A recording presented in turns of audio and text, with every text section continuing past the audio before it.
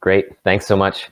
Yeah, I want to talk about what we have going on in Toronto, because for CCBR, we realized that to make abortion unthinkable in Canada, we need to be all across the country. We need to be where the people are. We need to be in the population centers. So Toronto is key. But I want to go back to start with how I first got involved with CCBR, to give you a sense of where we've come from in terms of what's been going on in Toronto. So I grew up pro-life by default.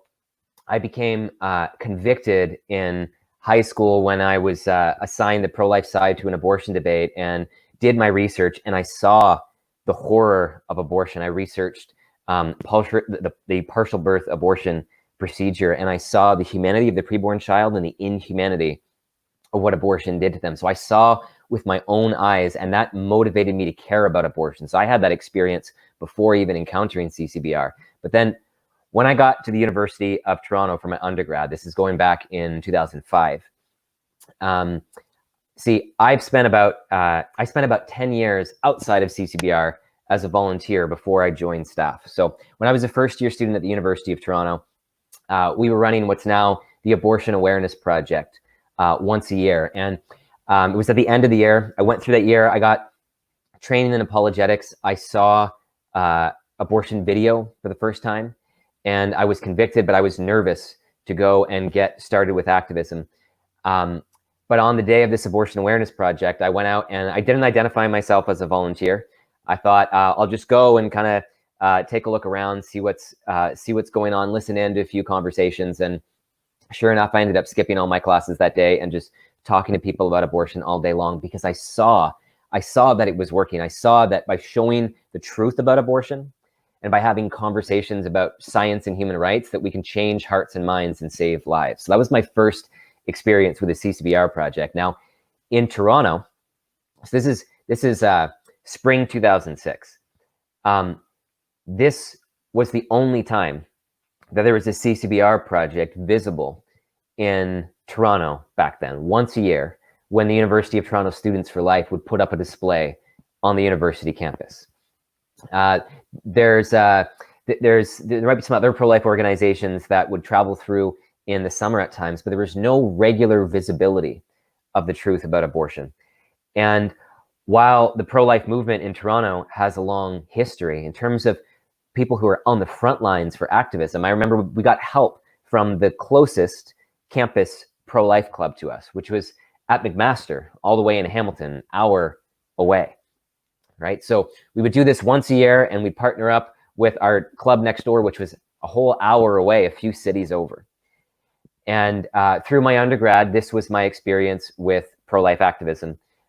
We did this once a year, and I got a chance to learn from CCBR's founders, from Stephanie Gray and Jojo Ruba. I got to learn about strategy and apologetics, and I got to see it in practice. And that's when I first got excited about CCBR. However, I remember in 2011, when CCBR launched the End the Killing Plan, that it almost didn't seem real to me at first.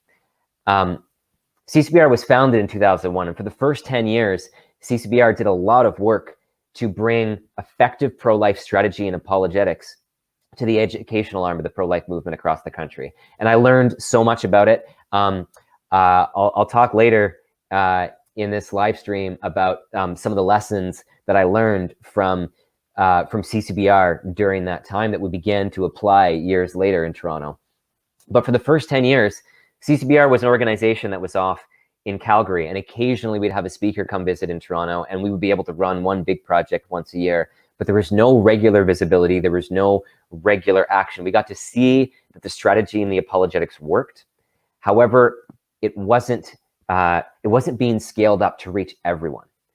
And when the End the Killing Plan was launched in 2011, I remember, I guess, having two big thoughts. So this is CCBR's vision to make abortion unthinkable across the country, to bring the truth about abortion and the science of when life begins and the message of human rights for all human beings to everyone in the country. And it was a bold vision. I remember being excited and motivated by it. Like, yes, this is what's needed. I've seen it work. We need this everywhere. But also, I remember seeing Toronto on there. I remember seeing that Toronto was one of the priorities because this is one of the this is the largest population center in the country, the Greater Toronto Area. And CCBR said, look, if we're going to make abortion unthinkable in Canada, that needs to include Toronto too. And I remember forgetting about that months later. Like, it seemed so unrealistic that CCBR would expand all the way across the country that I kind of like it didn't even permanently register in my mind. And then the next year in 2012, CCBR launched the New Abortion Caravan, the cross-country tour to launch the End the Killing plan, to bring the truth about abortion and the human rights apologetics all across the country and get people fired up in communities across the country.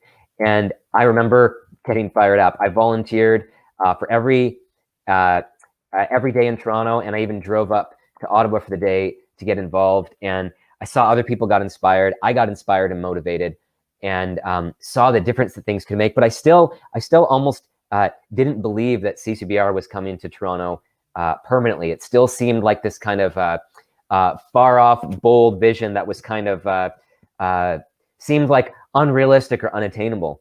But I should have known better. CCBR is known for setting bold goals and achieving them. And sure enough, a year after that, in 2013, a whole bunch of staff who I had met on the New Abortion Caravan set up shop in Ontario. And they were here in Toronto for a year, and I volunteered when I could. And at this point in time, I got training to run more regular outreach at the University of Toronto, so that we didn't have to wait once a year just to hold a big display, but so that we could take new CCBR projects, like Choice Chain at the time, with handheld signs. We can take those to the streets as often as we were able. I remember getting trained by the staff when they first came here. And let me back up a few years again. So I had an interesting conversation with one of the key figures in CCBR's and the Killing Plan, Nick McLeod, a few years back. So this is just last year that we were talking. We were talking about this time around sort of 2008 and 2009. And we realized that in Calgary and in Toronto, he and I were thinking about some of the same things and some of the same problems. Like, okay, look, we know how to change hearts and minds on abortion, right? We know what it takes. We know that we have to show the truth, to expose the injustice with visual evidence, to bring it and confront an often unwilling culture with the inconvenient truth. And we know that we need to be able to make the case based on science and human rights, that human rights are for all human beings, and they should start when the human being starts, which is at fertilization. Like, we know how to do it, but it needs to scale. We need to bring it everywhere. And I remember he was telling me that in the fall of 2009, CCBR started experimenting with street activism projects rather than large campus displays that kind of take a day to set up and are great for having conversations on a university campus, but they aren't very portable for reaching other places. CCBR was experimenting with street activism. And around the same time, with the University of Toronto Students for Life, we were feeling the same thing. We were like, this is great that we can do this big project once a year, but we want to do this more often. So we started experimenting with street activism. We started going out for an hour once a week and seeing if we could find a more portable way to do the same thing that we have been doing with the Abortion Awareness Project. So fast forward a couple of years, and CCBR has launched the End the Killing Plan and launched projects like Choice Chain that made it easy for people like me in Toronto to pick up a set of signs and train my club and get volunteers out regularly on the street. So that's 2013 when I got some training from CCBR staff in Ontario. Now, at this time, CCBR was a presence in Ontario, an occasional presence in Toronto. In the summer internship launched in Toronto, and the truth about abortion was put on display like never before throughout downtown Toronto. And we would be joined by the summer interns at the University of Toronto. We'd team up, and CCBR would help us to have enough people and enough support to grow our activism team. And this is right around the time that that things started to pick up, and I started to realize that it wasn't some pipe dream, but CCBR was serious. That if we're going to end the killing in Canada, if we're going to make abortion unthinkable, we need to make the victims visible in Toronto. We need to reach everyone in the country, and we need to reach everyone in Toronto. Now, if my friend Michelle is on the call here, I'm going to invite her to join me now, because this is around the same time that that we met too. So Michelle is the executive director for Toronto Right to Life. But before we get to Toronto Right to Life, I want to talk a little bit about how we met. I first met Michelle through the University of Toronto Students for Life when she was first year university student, and came out to get involved with U of T Students for Life right around the time that we were trying to figure out how to get a regular activism team going. So thank you for joining me, Michelle. How are you doing? Thanks for having me. I'm feeling good, Blaise, and it's really it's a walk back in the lane when you're sharing the stories of how the clubs got started and got even more active with activism. As you said, yes, we actually met in second year university. That's where I joined the club. And I actually got my first training, my first apologetics training from Blaise. I was one of those members where I regularly went to the club meetings and learned from there on how to become an effective pro-life advocate. So that was my first encounter with the club and Blaise as well. Right. Do you remember what kind of activities we were doing with U of T Students for Life at the time? Like, what was the club like when you first joined?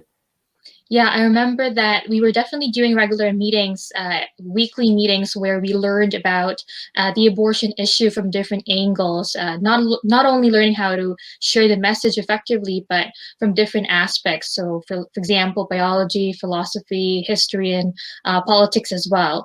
And I think that's the main thing, if I remember right, that we were doing regularly, other than volunteering also for Aid to Women, which I participated as well.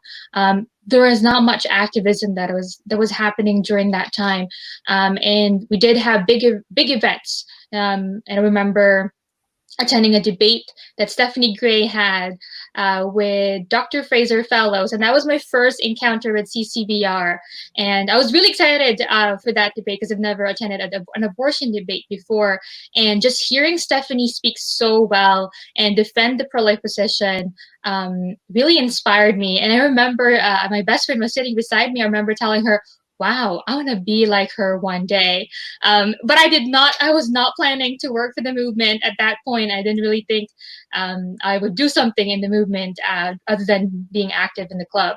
And I believe it was that year that we also did activism, but only once for that whole year. And it was during a snowstorm. And I was really thankful for that experience, but also the training that we received before that day. I believe it was also Stephanie Gray who gave that training. I was just really, it gave me a lot of hope, because when I first learned about abortion in grade 12, I thought it was such, a grave injustice, but at the same time, I did not know what to do about it. I thought it was such a big issue that a student like me could not do anything about it. And just getting that training through the club from Blaise and from that apologetics training from Stephanie Gray gave me a lot of hope that we can bring about change, and just made me more confident in sharing the message. Yeah, and so I remember at that point, so this is going back about 5 or 6 years, you could, I remember feeling the influence of CCBR in Toronto, right? The apologetics, the strategy, and we could see that there was how you could effectively defend the pro-life position, how you could change hearts and minds. But this was right around the point the change was taking place, where with the launch of the End the Killing Plan and CCBR putting momentum all across the country, including and especially a push towards Toronto. It's like, look, if we're gonna end the killing in Canada, we need to reach everyone. We can't just settle on reaching a few university campuses once a year or something. Like, we need to be able to reach everyone in the city, right? And I remember, so we learned apologetics and strategy. On the strategy, I remember CCBR's focus on, are you actually reaching your target audience? Are you actually reaching everyone? Are you actually doing what is the most effective thing? Because when lives are on the line, we can't settle for just doing anything, right? We have to do the most effective things. And this is around the time that we started putting together the activism team, and with help and training from CCBR, starting to get activism going regularly. It was just once a month at first, but we were pushing towards going weekly. Like, hey, if this is what works, then shouldn't we be doing more of it, right? Don't we have to reach everyone with it? I remember having those discussions. I think as you brought up activism as one of the regular things that the club needs to do, I think that's where I got more motivated to do the work, because that's where the changing of minds actually happen when you're doing activism, when you're on the front lines on the streets talking to people. I think it was great to be equipped to have the tools to have effective conversations, but it's really putting those tools into practice, those convictions to practice, that really pushes you to do more. And that's really what activism does to pro-life advocates. Yeah, where I remember it taking off was in 2015, where we had enough support. There was enough training. CCBR summer interns had come to help out with activism in Toronto. We started branching off campus as well. So the University of Toronto campus is downtown, and we would normally focus on campus or subway stations around there. But in the summer months, when traffic was lighter on campus, we'd start going around downtown. And that was the same time that CCBR interns were having a regular presence in the summers in downtown Toronto. And by the time we got to 2015, so CCBR had run the No to Trudeau campaign, delivered 1 million postcards across the country, made a big splash. And then I attended CCBR's crash course that August. It was just outside the GTA, and I went there for a week, and just things had come together. We had enough volunteers, enough training, enough support that we were able to start weekly activism at the University of Toronto, that rather than being once a year as it was before, or once a month as it had been, that we were going weekly. And that's when I remember the big change, right? I don't know what you remember about that time, but I remember that fall. It was only 2 or 3 weeks into the semester, and somebody came up and said, "I've seen you guys by the subway station. I've seen you guys at the club's fair." I've seen, like we were making abortion impossible to ignore. The campus newspaper started covering it. We had momentum, and that helped us to grow. It helped, like, more pro-lifers started to get involved when they could see the momentum. They could see the difference that we were making, and when we were starting to make abortion impossible to ignore in that area of downtown Toronto. What do you remember from that time? Yeah, I remember definitely that when we went out to deliver the message to our fellow students at U of T, not only the club became visible, but it's also the issue, right? And as you said, not only pro-lifers are hearing about us, but also people that support abortion, pro-choicers, are now hearing about the club. And because of that, discussions are happening on campus. And I think that's the same year or the next year where we were featured on the varsity newspaper, because people are hearing about the discussions that are happening about the abortion issue, but also pro-lifers hearing about the club and wanting to get involved.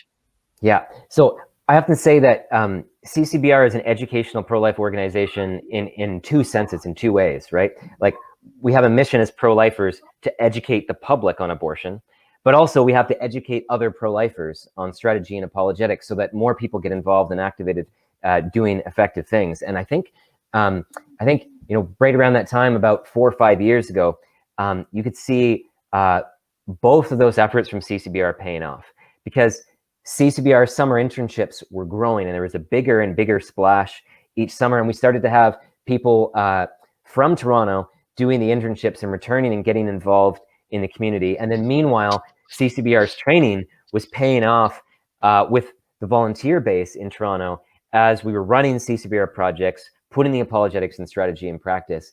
And with CCBR coming into the city, and with the volunteer base growing up from within the city, 2016 is where I remember things took off at an even bigger level, right? We had, there was a Ryerson student who returned from a summer internship and came and said, "I want to make abortion impossible to ignore on my campus." And with help from CCBR and with the U of T Students for Life activism team, we all kind of teamed up. And that's when I remember seeing the spillover effect, right? Like, it wasn't just one area of downtown Toronto. It wasn't just, students from one university, but it was the start of something citywide. What do you remember about that time?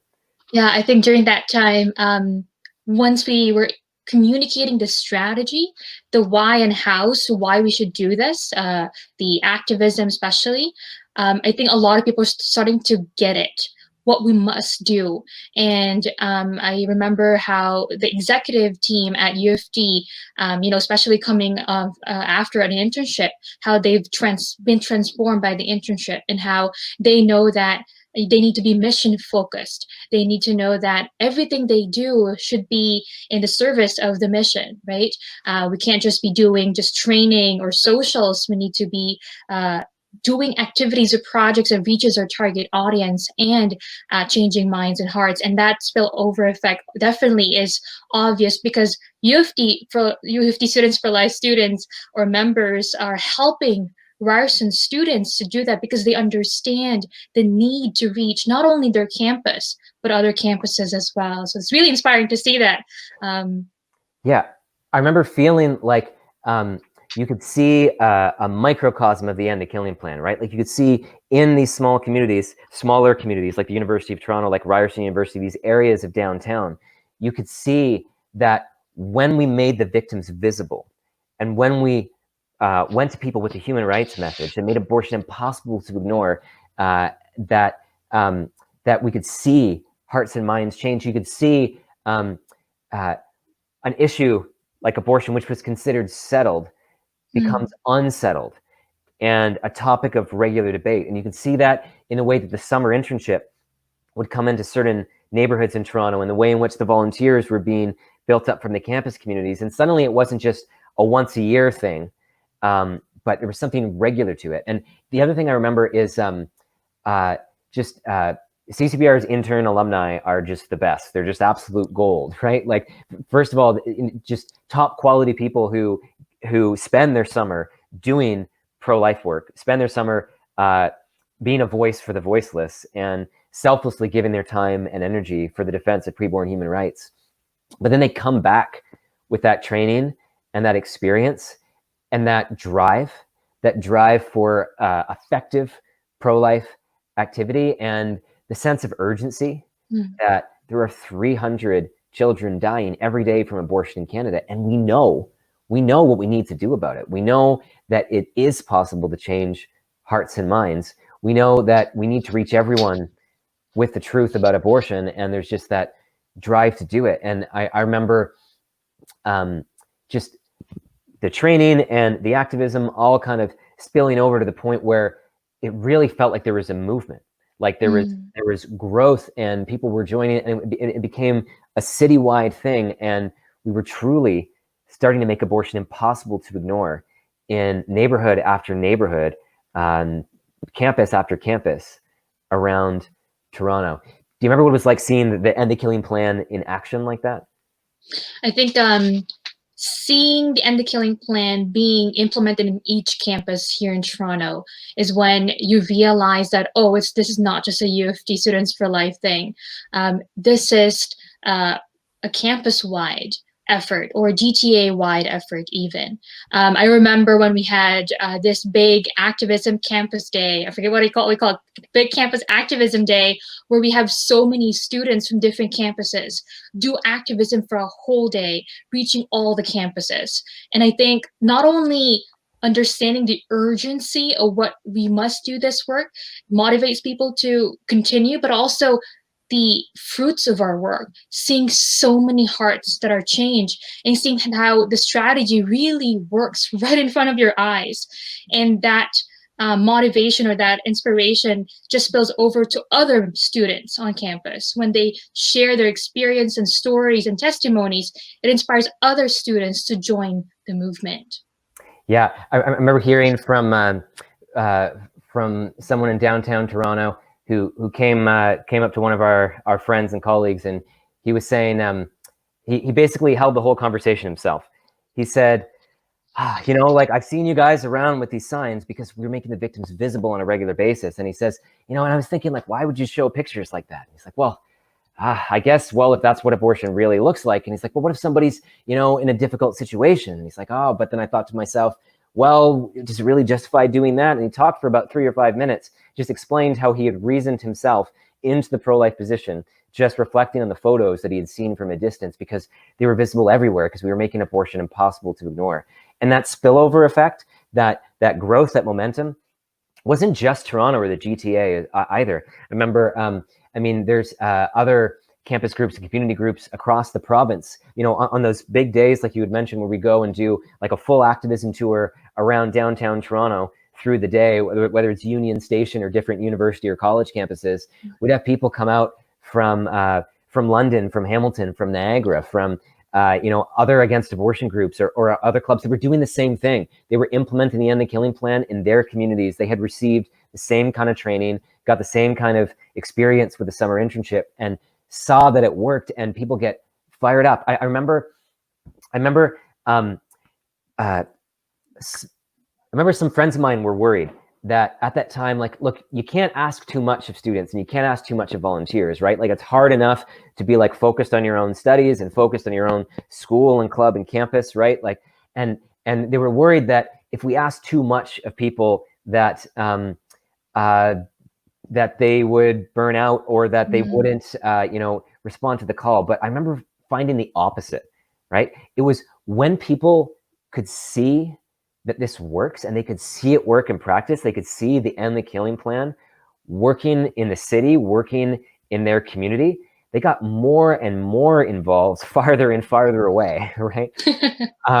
Now, maybe that's a good transition because we're talking a bit about your time as a student, but now you are working full-time in the pro-life movement. And back then we were both students, we were both student volunteers. I started working for CCBR in 2016. You are now the executive director of Toronto Right to Life, which is doing the same. And full disclosure, I serve on the board as the vice president of Toronto Right to Life as well.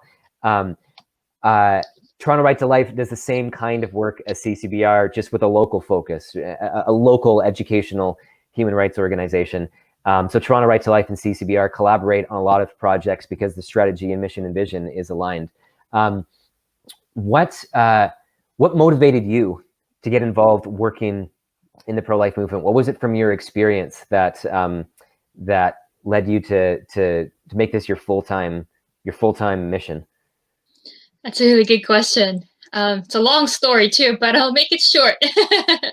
I think being in the front lines, or my activism experience when I was at university, really strengthened my convictions to do more. I think just understanding the gravity of the issue, and also knowing that we can do something about it, that I myself, even though I'm just a student or a young person, can bring about change now, just really inspired me and pushed me to work full-time for the movement. And it wasn't an easy decision. I did definitely change my career paths. But understanding that there's not a lot of people. I remember someone saying this, you know, there's more people working full-time to kill babies, and there are people working full-time to save them. And that really hit me hard, because if I know that I know what to do to save these babies and change minds and hearts, the only thing that's holding me back is saying yes to it.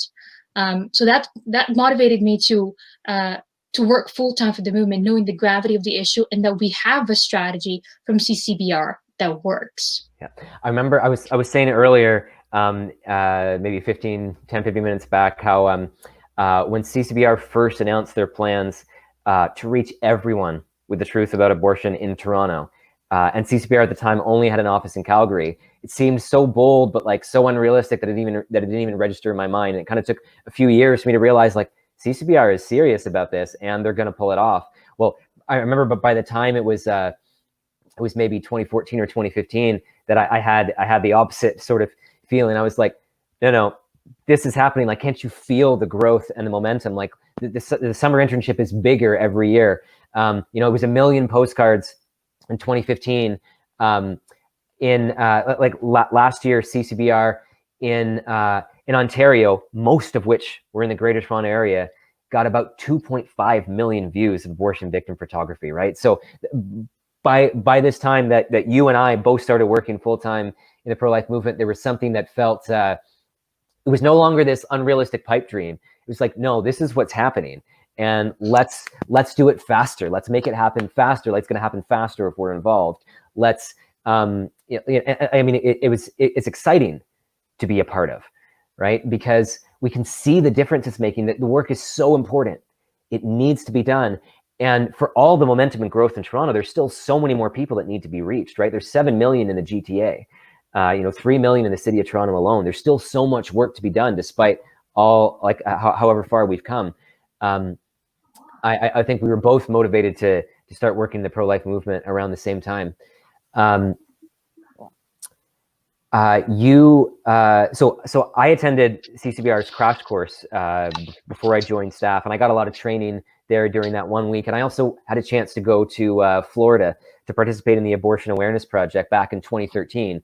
That helped me to get the confidence to get the activism team going regularly in Toronto, because at that time I was only doing activism occasionally. To actually spend a week, 4 days solid talking to people about abortion made a big difference for me, being fired up and motivated and being like, you know what, not only can I do this, but this needs to happen in Toronto. We need to have more regular outreach and stuff.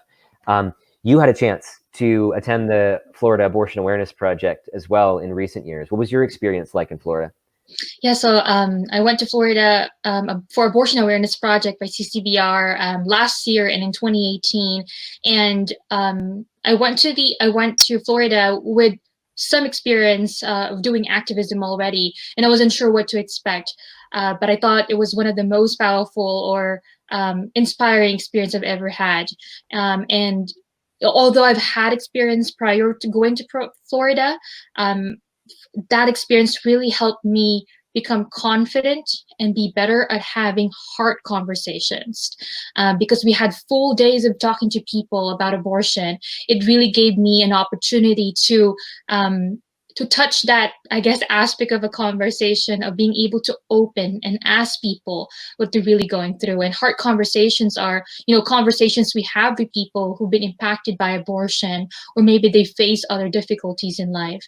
And after Florida, I felt like I was more prepared or equipped to handle those conversations. But also, what I think the biggest highlight of being in Florida is, standing outside an abortion clinic and praying and offering support to women. And, before going to Florida, I've watched abortion videos, I've seen photos of victims of abortions, but it's a very different experience when you're standing right there and you're faced with a different reality of abortion. It hits you hard in a different way. And I remember feeling, helpless, because even though we're only a few steps away, I couldn't do more to save those children and to spare their mothers the trauma of abortion. And I just felt so helpless and heartbroken. And even though, I felt that way, it also just made me realize even more than ever how important this work is and how much this work is needed. Especially, going out there and having these conversations, changing people's minds before they get there, before it's too late. And so I recommend going to Florida AAP to anyone who's watching this or listening in, because it really helps you not only to become a better advocate, but also to really understand the reality of why we need to do this work. So that was my experience as well. And I think that we both got equipped with the strategy and apologetics that work from CCBR. And we both got inspired and motivated to get involved. Let's talk a little bit about the work that you're doing with Toronto Right to Life on a day-to-day basis to change hearts and minds on abortion. For example, so again, I have full disclosure, I volunteer on the board, and a few years back, this is before I joined CCBR staff, or around the time that we were starting to do regular activism with U of T Students for Life, say back around 2015. Through Toronto Right to Life, we reworked our high school presentation on abortion using CCBR's approach: science, human rights, showing the reality of abortion. And then as executive director, you've been responsible for training speakers, for doing presentations in Toronto high schools yourself, and for tabulating up the results. So you want to tell people who are tuning in a little bit about what Toronto Right to Life does in high school presentations and the kind of results that Toronto Right to Life has been seeing since putting CCBR's strategy and apologetics into practice? Yeah, learning from CCBR's strategy and making sure that the two major components are always there, I think, is the key in the presentations we give in high school. So the two things are the evidence of the injustice of abortion, making that visible, and also the human rights apologetics, making sure that those are included in our presentations, and presenting the pro-life view from a scientific human rights perspective really encourages or engages the students in high schools, but also we know from the feedback forms that we get that we are changing their minds. And so, for example, when we tabulated the results, we found out that 70% of the students who saw the presentation changed their mind by at least a point in the scale after seeing the presentation. And one of the things that they mention that really changes their mind when they give back the feedback form is it's seeing the abortion video or the photos of abortion victims. They said that's the one that they remember the most, or it's the one that really changed their mind. And a lot of people would say they've never heard of the pro-life position explained that way before, and it makes a lot of sense. And it's also very persuasive as well. And we also found out that 90% of the students would recommend the presentation. And considering that number, there is about a few of those students also in the 90% that are still pro-choice. And they would mention that, that they're still pro-choice and they've changed their mind by a bit, but they would still recommend that presentation. And some pro-choice students would even say, people need to see this. And you can see how effective it is when you put the evidence, the photographic evidence of abortion does to preborn children, and also the human rights argument together. It really changes hearts and minds of a lot of high school students. Yeah, on the stats there too.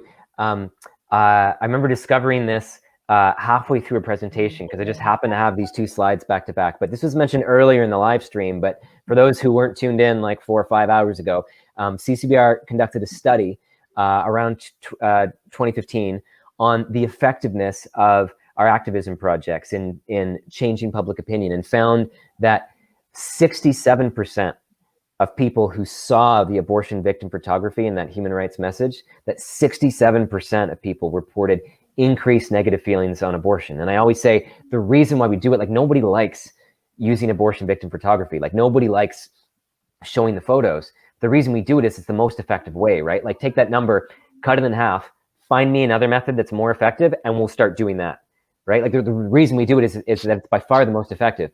But the cool thing with Toronto Right to Life stats and feedback forms is I was showing Toronto Right to Life's experience, putting that in practice on a slide in a presentation with some of the results from the feedback forms, and the number of people who moved at least 1 point on the scale, that is, who moved at least 1 point towards the pro-life position before and after the presentation. They self-rate on a scale of 0 to 10. In other words, for anyone who had at least some kind of increased negative feelings on abortion, it was 67%. The exact same number, totally different data set. So I thought that was really cool. Like it's like totally independent experiences, and 2/3 of the people are moving towards the pro-life position when we use that, the apologetics and the strategy that CCBR trains pro-lifers to use.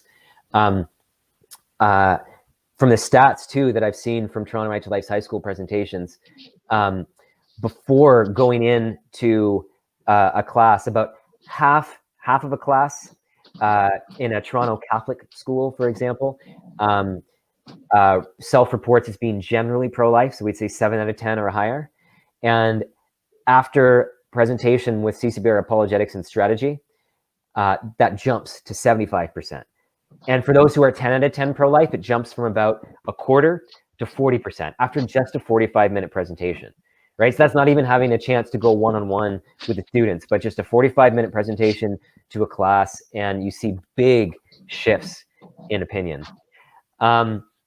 What about some of the other projects that Toronto Right to Life and CCBR are working on together? So, for example, You were around when we started, like we were working together to launch the Pro-Life Week of Action, as well as to bring CCBR's crash course to Toronto, and then on a regular basis through the Toronto Against Abortion Project. You want to maybe share some of your highlights or some things that you think listeners should know about some of those major projects in the Greater Toronto Area?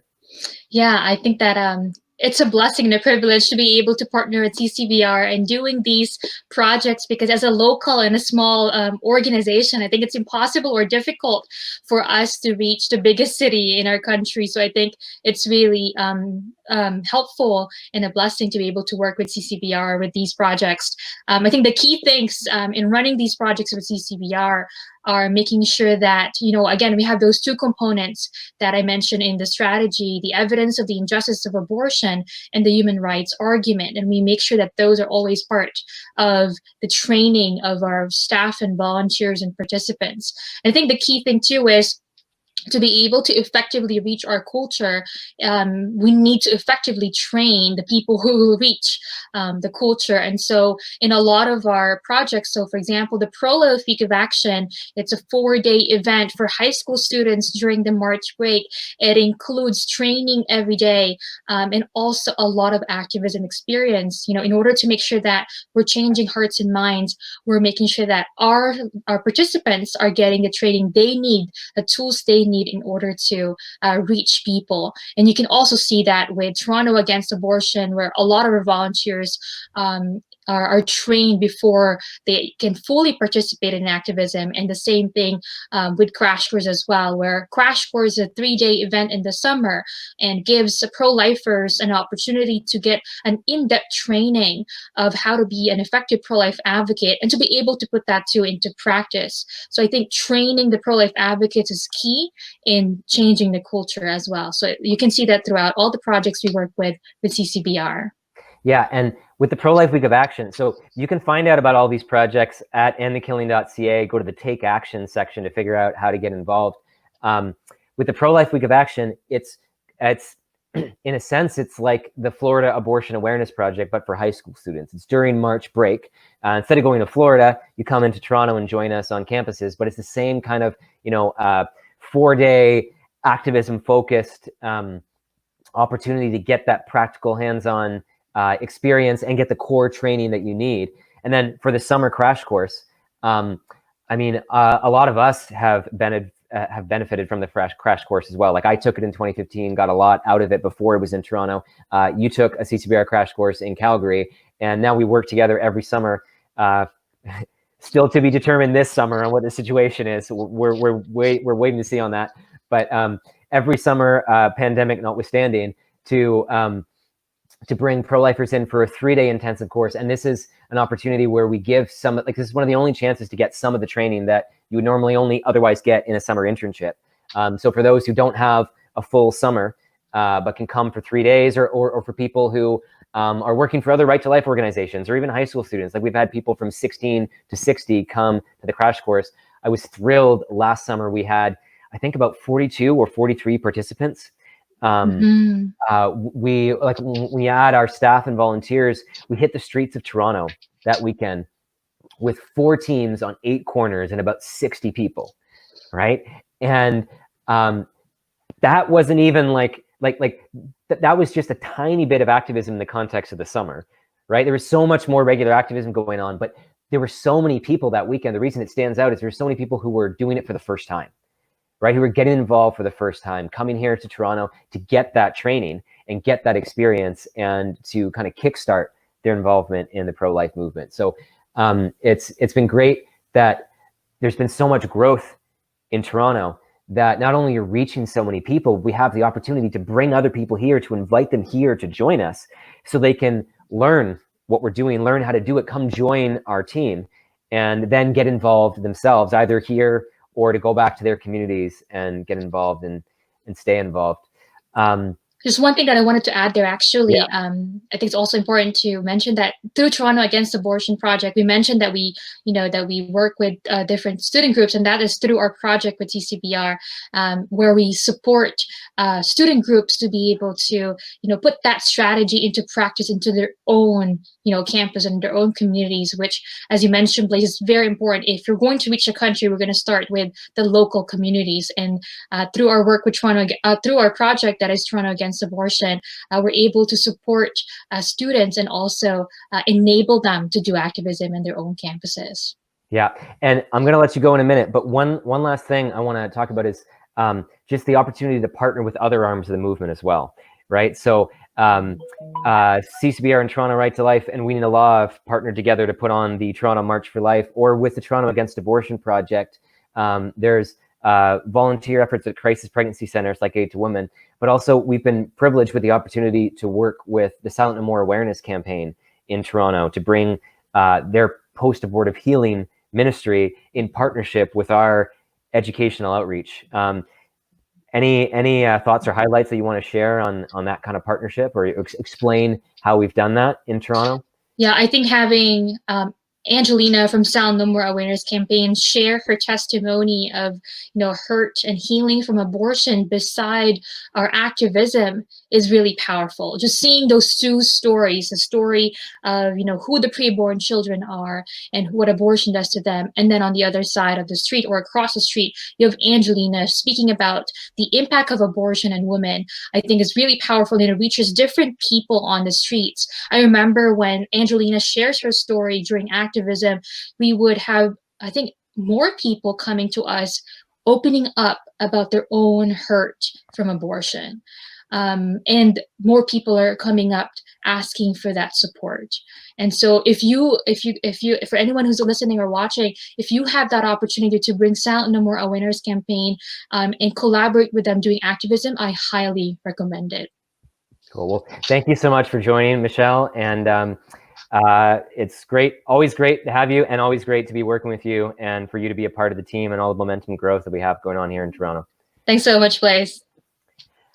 Next up, I'm going to invite my friend Anna to join us. She has just completed CCBR's first 8-month internship in Toronto after doing a whole bunch of other projects with CCBR as well. So I'm excited to have you here, Anna, to share some of your experience with the listeners. Thanks for joining. Thank you. It's good to see you. So yeah, long time. It's been a long time. So you first got started with the Pro-Life Week of Action, right? Yeah. The project that Michelle and I were just talking about. You got started when you were a high school student. You came out for the first time. That was your first kind of, I guess, your first participation in the CCBR project. You want to explain a little bit about how you got started with the Pro-Life Week of Action and what that week was like? Yeah. So, okay. So I was in grade 11 when I went to do that, and I had never done any kind of pro-life activism at all, because I was never really interested in doing it. And anyway, so I went to the Pro-Life Week of Action for the first time, and I was just looking through a book of mine today, and I was going through testimonies that I had from that week, and I had close to 30 testimonies from just 4 days of activism.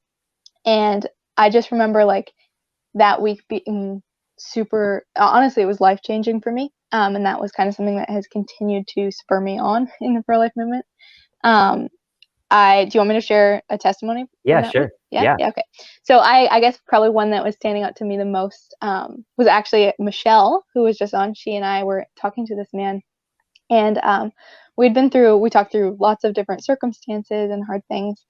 And he was really stuck on just kind of the difference between someone's age. He was saying they're so young that, preborn children, they're so little, they're so young that they don't make an impact on society, and that they really don't matter as much as adults do. And so I was trying to push him on that, because I was like, well, I mean, there's a big difference between an adult and a 2-year-old as well. And he got so far to say, like, almost like he thought that 2-year-olds were possibly less valuable. And I was feeling so upset. I'm like, oh, how do I even talk to this guy? And this is within my first few days of ever doing this. And so at one point I looked over at Michelle, and I was like, all right, I'm sorry, but like, Michelle my friend here, is older than I am.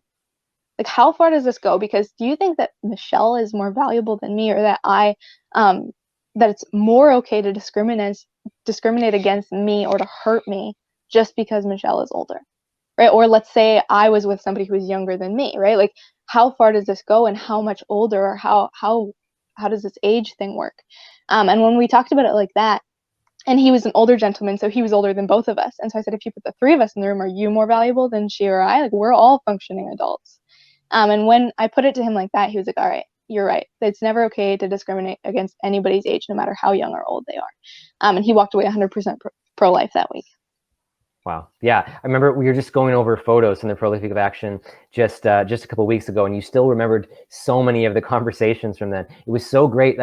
We had done it a year before that, where it was just a Pro-Life Day of Action. That was the first time that we did a 4-week program. And over the last 2 years, we've had about 12 or 13 participants, and like a third of them have gone on to do summer internships. Like, it's so, I always say it's so great to see, like, it's not rocket science what it takes to change someone's mind on abortion. And I remember Sarah, who was one of the participants at the Pro-Life Week of Action that week as well. I remember she was talking to people on the University of Toronto campus.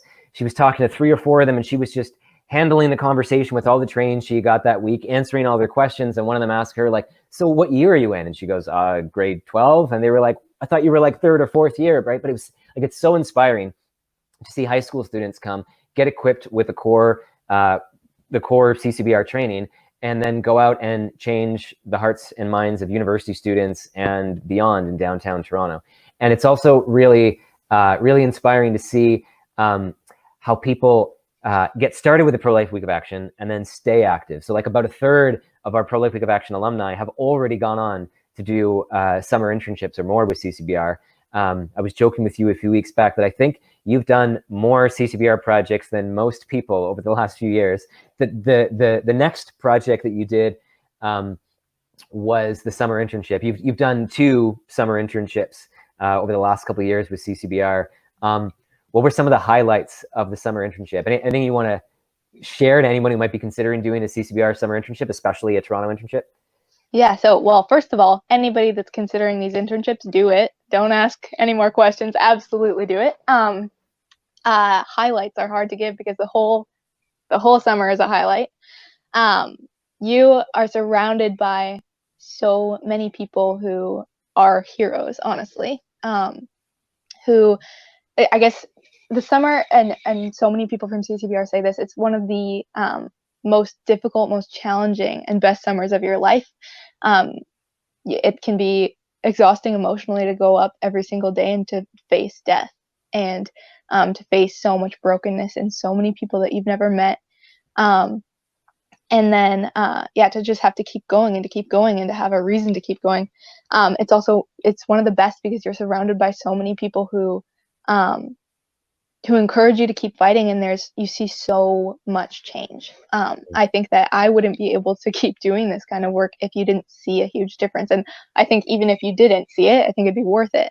But I find it so encouraging that, like, every day that there's a choice chain, more than one person's mind is changed, right? Like, whether I have that conversation or whether somebody else did, it's not hard to change someone's mind. It's not hard to show somebody the truth, right? We have images that show people the truth, even if somebody just walks by and sees that. Like, we've heard stories of people who changed their mind just from seeing things like that. And so to hear stories and, like, to start a conversation and someone says, I'm completely pro-choice for every reason, to walk away saying this is never okay, what can I do to help, is so encouraging. And so while, yes, it's really difficult, I think that probably a big highlight is just knowing that you made a difference, knowing that every single day I went out there on that street in the hot sun, multiple people left pro-life, right? Their children are safe. And yeah, I think that's probably one of the biggest highlights. Yeah, so our internships in Calgary and Toronto are one of the main projects that reach Canadians in those 2 major cities. In Toronto, we reach about 1 million views of abortion victim photography from the internship alone each summer from the last few summers. And I was saying earlier in the live stream how CCBR launched its End the Killing plan, and the vision for being able to sort of reach Toronto like 10 years back. And I was kind of like, that's bold, and I wonder if that'll actually happen. And I've been laughing to myself a lot over the last year that now it's my job to make it happen. But as I've been looking over the numbers over the last year, as we're pushing towards, the goal pre-pandemic for 2020 was to have reached everyone in the city of Toronto. And when I've been going over the numbers over the last year, it's incredible to see how far we've come. Like almost every riding in Toronto has been postcarded. There's only a few left. We're getting 2.5 million views of abortion victim photography last year, and the goal was 2 million. We exceeded it by 500,000. And we're reaching all sorts of parts of the city. However, one of the things that we noticed is our summer internship, which did a lot of the reach, it's based on the west end of the city. And Toronto Against Abortion and the volunteer base has a stronger volunteer support base downtown. And we noticed the eastern part of the GTA had not been reached in the same way. We had about 25% of the high schools, 25% of the ridings, 25% of the population that hadn't been reached. So one of the things that we've done to fill that gap is with the launch of a new Toronto office and the 8-month internship, which just completed. And through that 8-month internship, we reached a few 100,000 people in the east end of the city. We postcarded a third of those remaining ridings in the city of Toronto that hadn't been hit. Jeremy, who was on the live stream earlier, was joining us and driving the truth truck around parts of the city that it hadn't been in previous years. You just completed the 8-month internship program. You were part of the team that came out and brought the truth about abortion to another part of Toronto that had not seen it regularly, that part of the team that was making abortion impossible to ignore in yet another part of the city. So with this first 8-month internship that is just completed, like you just spent the fall and the winter basically working alongside CCBR staff as a full-time intern. What was your experience like with the 8-month internship? So I think probably one thing that I noticed was interesting. Like you said, it had never been reached, right? Scarborough, that part of Toronto was never reached before. And I've talked to lots of people over the time of doing pro-life work, just like lots of people are like, okay, yes, we know what this looks like. The photos they'll see it, they're like, everyone knows, you don't need to show this. And a lot of people I've talked to that haven't. But I remember my first day joining the 8-month internship. I went out there and I was talking to a high school student, and he was just like eyes glued to this banner that I was at. And at the end of our conversation, he totally changed his mind. And I asked him, hey, have you ever seen a photo like this? And he's like, no, I had no idea what this looked like. And so I started asking lots of people that, especially that first day being out there. And I don't think I talked to a single person that said they had ever seen an image like that, ever seen a photo like that. And it just was like, wow, people really haven't been here. And by the end of the internship, that wasn't quite the same. Like more people had seen it, which was really cool kind of to see the difference. The experience overall was so good. It's quite different from a summer internship. It's a different kind of a pace. But I think that you grow as a pro-life activist differently. I think in the summer, you gain a lot of skills for activism out on the streets. You get all the training that you could need and tons of practice. And during the 8-month internship, you're able to maintain that by keeping up with all of the activism. You maintain your skills and you're able to refine them, but you also get to learn more in-depth things. You have a lot more time to iron things out and to have a better and deeper understanding of just little things that matter, things that maybe you're confused about that weren't fully covered during the summer, and to grow and to try new things, to learn. I had opportunities that I would not have guessed I would have, like to lead seminars or to just things that I was asked to do and I had to research. And so you learn a lot. And I think because it's a smaller internship, then you have more time with people in charge, with Blaise, with other interns, that you have more of a mentorship feel. And I think it's really good to be able to get a feel for what it'd be like to work for CCBR and to grow a lot in those ways. Yeah, well, it was so great to have you for the 8-month internship. And I think like that's one of the things you mentioned that inspired me to get more involved as a volunteer and eventually join staff with CCBR, just that mission focus, right? Like it's not enough that we're reaching millions of people in Toronto if there are still a whole bunch of other people who aren't being reached. We're dead serious about reaching everyone, right? And CCBR has been systematically figuring out how to do that for years, and it's an exciting challenge to be to have been able to work together and to be part of working on how to reach the rest of Toronto with the truth about abortion while we keep up the momentum in the places that we are reaching. One last question for you. You have done, I mentioned you've done more projects than a lot of other people with CCBR. You did the Pro-Life Week of Action, you did it, part of a 2-month internship, part of a 4-month internship, the 8-month internship. You've been to Florida.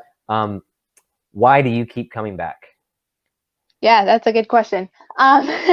So that's actually, yeah, it's a good story. So like I mentioned earlier, I was never interested in doing pro-life work. When I was in grade 11, that was when I did the Pro-Life Week of Action for the first time. And my family is all pro-life, so I've grown up pro-life. I know which side I'm on, kind of thing. And I have a friend who was trying to convince me to go to the Pro-Life Week of Action. She's like, "Hey, CCBR is doing this project. You should totally come." And I was kind of I was like, "Oh yeah, like that's a nice idea, but no thanks." Like I was really not interested. And I kind of resorted to like, you know what, I'll pray for you. Like I'm glad you're called to that. I'm not called to that, and we're good.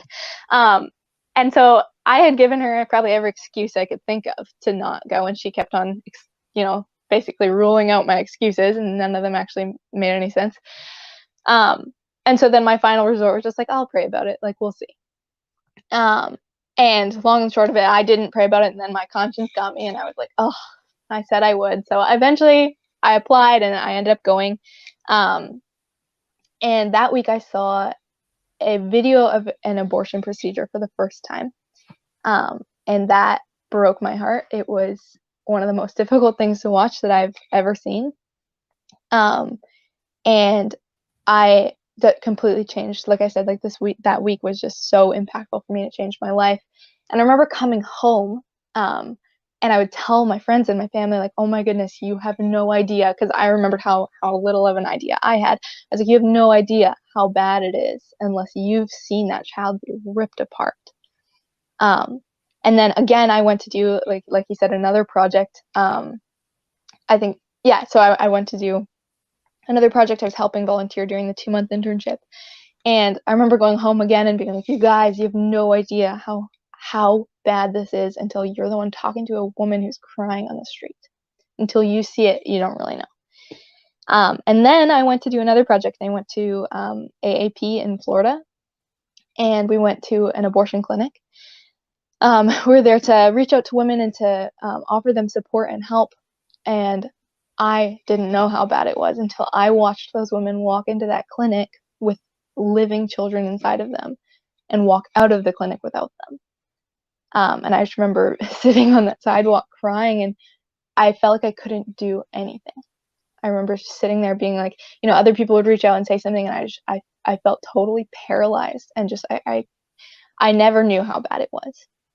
And so then I would come back, and this past February I went again to the Abortion Awareness Project, and I was at the clinic again. And I remember going and sitting on that sidewalk with that same heavy heart, feeling again so helpless. And a woman pulled up, and somebody asked me, hey, who's going to talk to her? And I remembered that feeling the first year of just being unable to do anything. And because of that feeling, being unable to, I knew that this year I had to. And so I didn't know what I was going to say, but I stood up and I ran over there to talk to her. And for the rest of the day, I was talking to women as they went in. And about 25 women went into that clinic that day. And I remember at the end, close to the end of the day, I was just in a puddle of tears on the sidewalk. And I asked myself, like, why can't we be any faster? We have so many people who care. We're doing something, like we know we have a good strategy. We know what needs to be done. We're here to offer women help. They don't have a need for this. Why is this so slow? Why are women still going, and why can't we be any faster? And so I was contemplating that question, and I realized that maybe we can't be any faster than we are, right? We need people to be faster. So with the amount of people we can't be any faster. But I realized that if you and I leave, we are slower. We're one person, two people slower. And all the minds that I've changed, if I hadn't been there, their minds wouldn't be changed. All the minds that each of us have changed, it's the same story, right? And so we can't afford to be any slower. And so I think that's really what's brought me back time and time again, is just every time I've gone out there, there's been something that I've learned that I didn't know about how bad it was. And knowing that if I wasn't there, that difference that was made wouldn't be made. I think that means that we need to keep coming back. Well, thank you so much for coming back and for all that you've done for the babies, for all the work that you've done with CCBR over the last few years. I think you see all the momentum that we've had in Toronto over the last 10, 15 years. Like, whereas when I started out in 2006 with the Abortion Awareness Project, when we got help from next door, it was all the way in Hamilton, an hour away. And now we have a citywide movement and people coming to the city and returning to their communities, getting more and more involved. There's still so many more people to reach, though. And I think the two things that hold us back the most are the people and the funding, right? We could do more with more people. We always need more people. So if you're interested in getting involved with any of the projects that we've talked about in Toronto, whether you're from Toronto or from elsewhere in the country, if you're interested in getting involved in any of the projects, check out the Take Action section of our website. But it's also the funding. And that's why fundraisers like this are so important, because we need the funds in order to bring the truth about abortion to the public. And no matter how much momentum we've had over the last 10 years, there are still more people, like Anna mentioned, there are still more people who haven't seen the truth about abortion. There's still an urgent need to reach everyone that we haven't reached yet, to continue to get the truth out there. So thank you, Anna, for all that you have done with CCBR, and thanks for joining us today. Thank you.